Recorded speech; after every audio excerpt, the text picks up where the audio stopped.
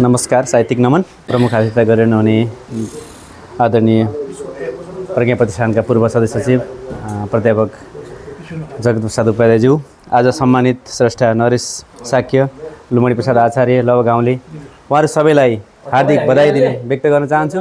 गोलढुङ्गा साहित्य परिषदलाई धेरै धेरै बधाई धन्यवाद दिन चाहन्छु। त्यसैगरी स्कुल जसले यो साहित्य संस्थासँग समन्वय गरेर यो साहित्य कार्यक्रम आफ्नो विद्यालयको हलमा यसरी सञ्चालन गरिरहनु भएको छ।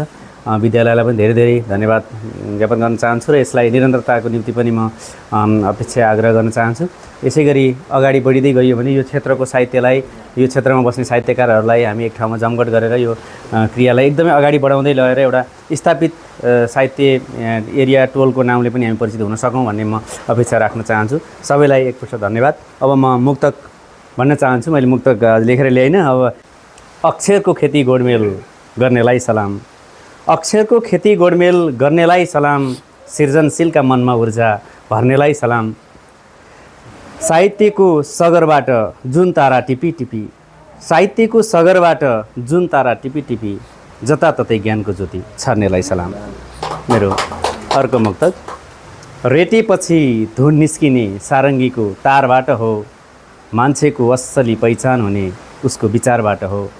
रेटेपछि धुन निस्किने सारङ्गीको तारबाट हो, मान्छेको असली पहिचान हुने उसको विचारबाट हो। दुश्मनहरू गल्ती खोजी खोजी सजग गराइरहन्छन्, दुश्मनहरू गल्ती खोजी खोजी सजग गराइरहन्छन्, याद राख्नुस् धोका हुने त आफ्नै यारबाट हो।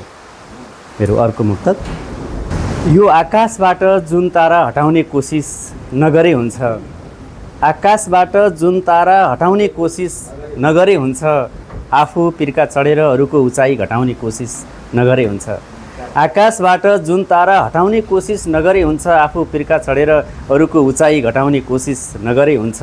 कुइनाले पहरा फोर्दैन, हत्केलाले सूर्य छेक्दैन, कुइनाले पहरा फोर्दैन, हत्केलाले सूर्य छेक्दैन, यति बुझेपछि सागरलाई अम्खरामा हटाउने कोसिस नगरे हुन्छ। मेरो अर्को मुक्तक, कुहु कुहु कोइली गाइरहन्छ थाहा छ कि छैन, कुहु कुहु कोइली गाइरहन्छ थाहा छ कि छैन, जसलाई भुल भन्छौ उसकै याद आइरहन्छ थाहा छ कि छैन।